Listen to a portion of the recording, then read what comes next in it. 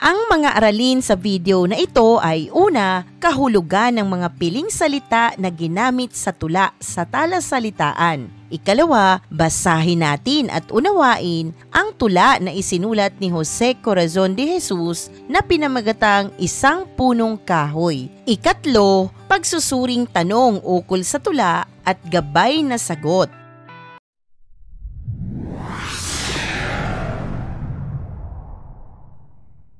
Narito na ang kahulugan ng mga piling salita na ginamit sa tula. Unang bilang, malalabay, mayabong, malago, sagana. Ikalawa, nunukal, dumadaloy, umaagos, lumilitaw. Ikatlo, taghoy, nagdadalamhati, malungkot na paghikbi. Ikaapat, lambong, saplot na itim o pantakip na tela sa uluhan. Ikalima, nabuwal, natumba mula sa pagkakatayo. Ika-anim, nagpapahiwatig, nagpapakita, nagpapahayag.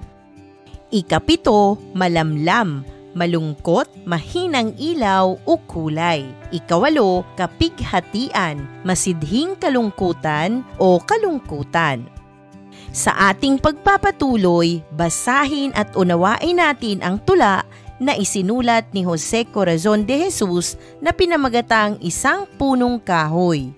Kung tatanawin mo sa malayong puok, ako'y tila isang nakadipang krus. Sa napakatagal na pagkakaluhod, parang hinahagkan ang paa ng Diyos. Organong sa loob ng isang simbahan ay nananalangin sa kapighatian, habang ang sariling kandila ng buhay magdamag na tanod sa aking libingan. Sa aking paanan ay may isang batis, magdamag na nagtutumangis. Sa mga maghapot, sa ngako ay nangakasabit ang pugad ng mga ibon ng pag-ibig. Sa kinislap-kislap ng batis na iyan, asa mo rin agos ng luhang nunukal at saka buwang tila nagdarasal. Ako'y binabati ng ngiting malamlam. Ang mga kampana sa tuwing orasyon nagpapahiwatig sa akin ng taghoy. Ibon sa sangako'y may tabing na dahon, batis sa paako'y may luha ng daloy. Ngunit tingnan niyo ang aking narating, natuyo, namatay sa sariling aliw. Naging krus ako ng magsuyong laing at bantay sa hukay sa gitna ng dilim. Wala na, ang gabi ay lambong na luksa, panakip sa aking namumutlang mukha. Kahoy na nabuwal sa pagkakahiga, ni ibon ni tao'y hindi na matuwa. At iyong isipin ng nagdaang araw, isang kahoy akong malagot malabay. Ngayon ang sanga ko'y krus sa libingan, dahon ko'y ginawang korona sa hukay. Iyong nabasa ang tula na isinulat ni Jose Corazon de Jesus na pinamagatang Isang Punong Kahoy. Dumako tayo sa huling bahagi ng aralin, ang mahalagang tanong pagsusuri ukol sa tula at gabay na sagot. Alamin din natin ang mensahe sa kabuuan ng tula sa mga mambabasa.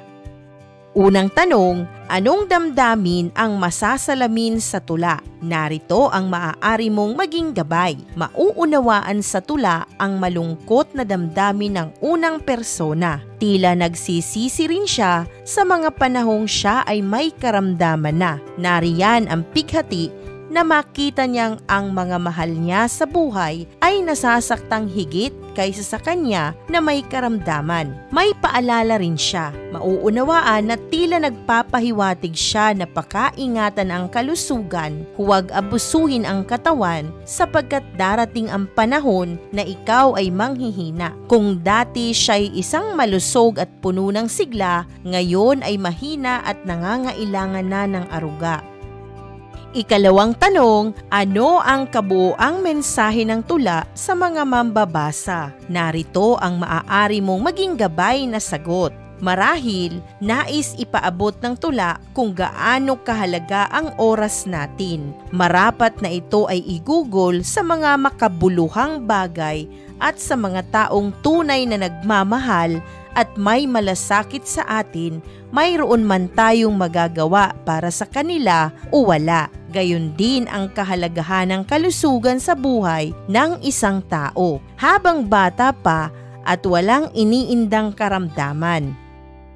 Pangalagaan natin ang biyaya ng kalusugan. Huwag nating abusuhin ang ating katawan at kabataan dahil baka dumating ang araw na katulad sa tula, magkasakit tayo ng malubha at hindi na maibabalik ang mga nasayang na panahon at pagkakataon sa ating buhay. Ang buhay ay maikli lamang. Bilang isang magulang, lubusin natin ang pagkakataon at panahon na maibigay sa ating mga anak ang lahat ng kanilang pangangailangan upang makatayo sa sarili nilang mga paa. Nariyan tayong mga magulang na ang pangunahing layunin dapat ay mapalaki sila ng maayos at mabuti. Kayang harapin ang mga pagsubok sa buhay kahit wala ang magulang sa kanilang tabi. Maging kapaki-pakinabang na bahagi ng lipunan at gagawa ng makabubuti lamang. Maging gabay tayo sa kanilang pag-abot ng magandang kinabukasan habang tayo ay malusog pa at may kakayahan. Ang tula ay nagmumulat sa lipunan ng kahalagahan ng buhay. Mahalaga ang gampanin natin sa ating kapwa. Kailangan natin ang bawat isa upang maging maayos at mapayapa ang ating buhay. Kaya tila mahihiwatigan sa tula na ang malasakit natin sa kapwa ay hindi dapat nawawala. Mayroon man siyang pakinabang sa iyo o wala. Maging dahilan sana tayo ng ibang tao upang maging matuwid ang kanilang buhay.